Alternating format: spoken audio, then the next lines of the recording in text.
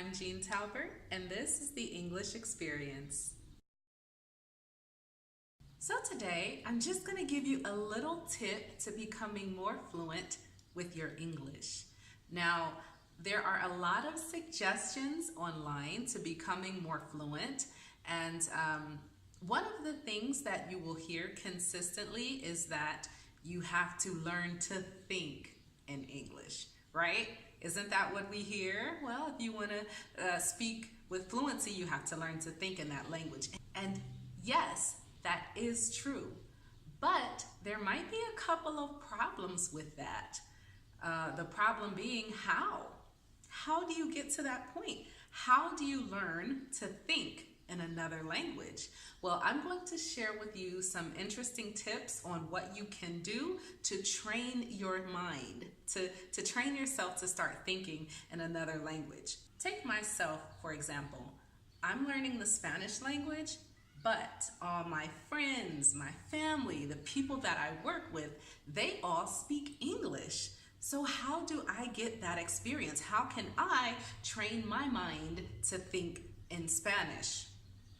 Well, this is how you can do that. In my experience, because I'm actually learning a foreign language myself, and I think that you should always translate in your head, especially if you live in a place where people don't speak the language that you're trying to learn.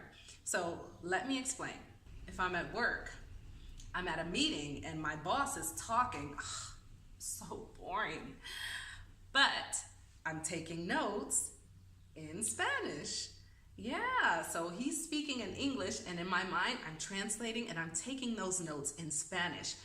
And it's good to have a little dictionary on your smartphone, so if there's certain words you don't remember, you can look them up. Again, contextually, you're learning different words and vocabulary contextually, and you're reinforcing those things because you're hearing them, you're putting them into the language that you're learning, and then you're writing them. So that's several ways that that information is being put into your brain.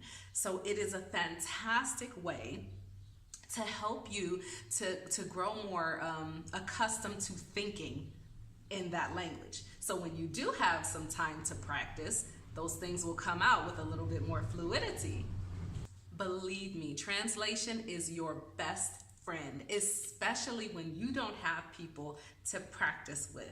So if I'm walking down the street and I hear two girls having a conversation, I'm listening to that conversation and I'm turning it into Spanish in my mind. I'm translating it into Spanish in my mind.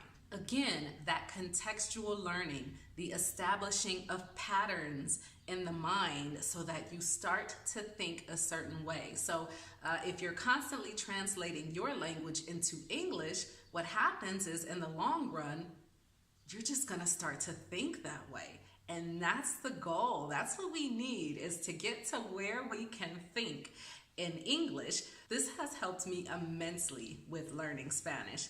When my friends are talking to me, I'm listening and I'm translating that into Spanish. Whatever they're saying in my mind, I'm saying the same thing, but in Spanish. Helping myself to burn those patterns onto my mind so that when it's time to speak, I'm familiar with them. The information is there, and all I have to do is let it go. So I hope this tip works for you. If it does, please leave me a comment. I know it's going to. And if you enjoyed this tip, please hit the like button and subscribe. And I'll see you next time on the English Experience. Bye.